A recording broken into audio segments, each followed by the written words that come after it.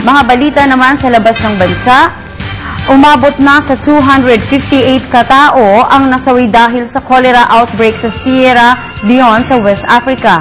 Kaugnay nito, nagdeklara ang Sierra Leone President na si Ernest Bai Koroma ng state of emergency dahil sa patuloy na pagtaas ng bilang ng mga apektado. Sinasabing ang rebel war at urban to rural migration ang nakikitang dahilan ng cholera outbreak.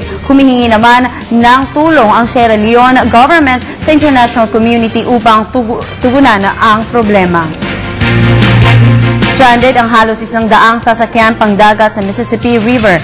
Ito matapos isara ang waterways ng ilog malapit sa Greenville. Halos 40 barko ang patungong northbound ang hindi makadaan, samantalang 57 sasakyang pandagat ang nanatili sa southbound ng Mississippi River dahil sa pagbaba ng tubig roon.